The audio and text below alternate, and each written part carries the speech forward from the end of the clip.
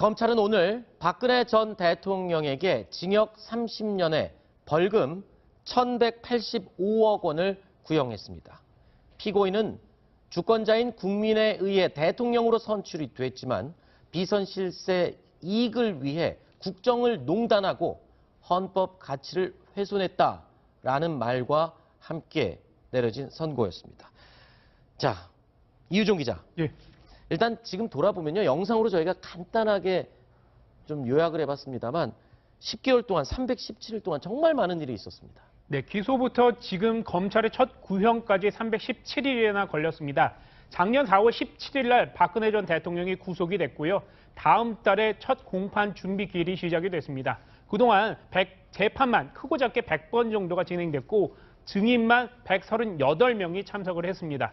구속기간과 관련해서 반발이 있어서 박근혜 전 대통령의 변호인단이 총사퇴를 하기도 했고요. 그랬죠. 박근혜 전 대통령이 공판에 참여하지 않는 날도 있었습니다. 네. 하지만 이번에 첫 구형이 이루어져서 30년의 형을 받았습니다. 양지열 변호사님, 그러니까 이 징역 30년을 구형한 이 징역 30년은 유기징역으로 내릴 수 있는 이 형량 중에 가장 높은 그 형량이죠. 법으로 정해놓은 것은 30년이 최고인데 네. 다만 이제 가중을 하면 더 올라갈 수도 있긴 합니다. 그래요? 그러나 어쨌든 말씀하신 것처럼 상징성이 있는 것이죠. 유기징역의 최대형이 30년이라는 의미가 네. 되고요. 그리고 또 이번 내용을 보면 국정농단의 정점에 있는 최종 책임자가 박근혜 전 대통령이다라고 검찰이 네. 밝히고 있죠. 결국 모든 책임을 박 전 대통령이 져야 한다는 게 검찰의 입장인 겁니다. 왜? 네.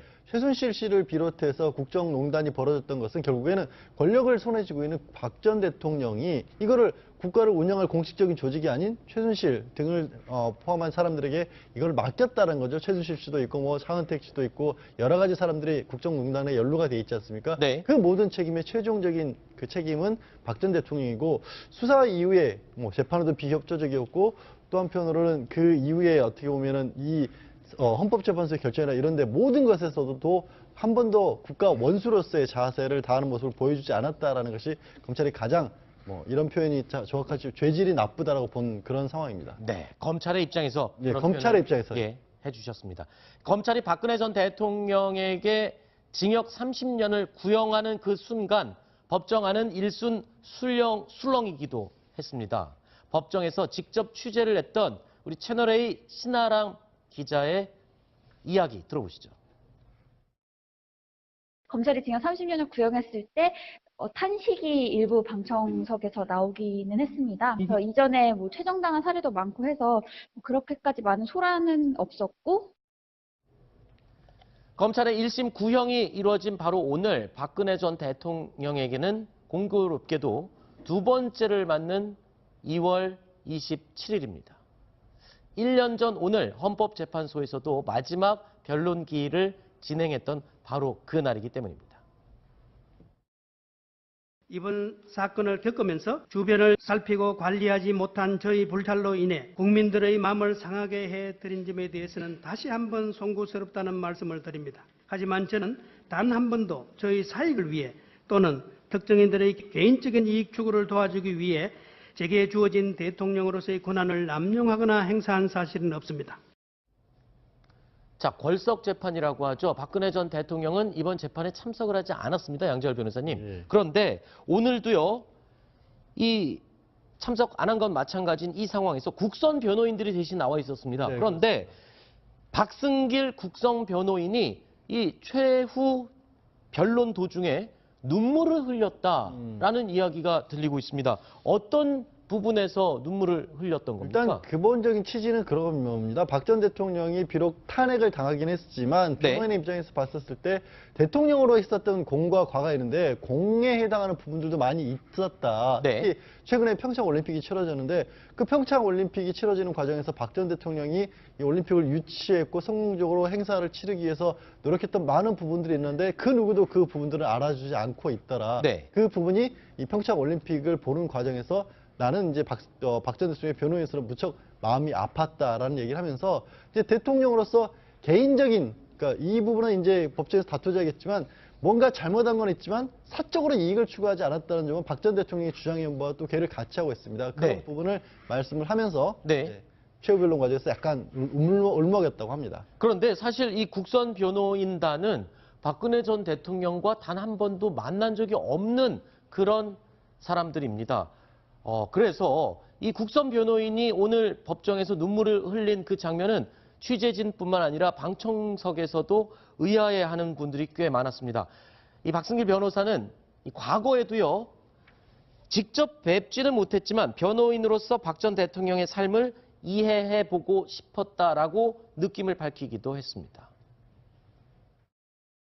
승길 변호사가 그 평창올림픽 개회식의 장면을 사진으로 보여주면서 박근혜 전 대통령과 문재인 대통령에 대한 말을 언급을 하면서 박근혜 전 대통령에게도 마음속으로나마 고생했다, 수고했다는 말을 하고 싶었다, 그런 식으로 이야기하면서 중간에 좀 눈물을 흘리고 말을 좀 잊지 못하는 그런 모습을 보였습니다. 다들 국선 변호인이 그런 모습을 보이는 건 처음이다 보니까 아무래도 이런 모습이 있었구나 하면서 좀 놀라긴 했습니다. 네.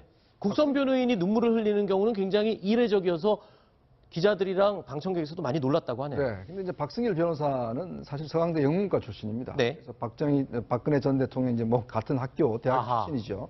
그리고 아마 이제 박 전 대통령에 대해서 그동안 이제 썼던 책들을 많이 또 읽어봤던 모양이에요. 네. 그래서 그만큼 또 감정이입이 좀 된 것 같습니다. 네. 그렇군요. 일단 몇 가지 이례적인 장면들을 빼면 오늘 박근혜 전 대통령의 구형이 이루어진 법정은 상당히 조용한 채 진행이 됐습니다. 그렇지만 상대적으로 오히려 법정 안보다 법정 바깥이 굉장히 소란스럽고 시끄러웠다라고 얘기를 하고 있는데 이유정 기자, 밖에서는 무슨 일이 벌어졌던 겁니까? 네, 밖에서는 박근혜 전 대통령의 지지자들이 모여서 석방 촉구 집회를 열었습니다. 그래서 이 사람들이 여러 가지 저렇게 태극기를 흔들고 있고요. 성조기도 들고 나왔고 그 다음에 현수막도 들고 나와서 박근혜 전 대통령의 무죄함을 주장을 했습니다.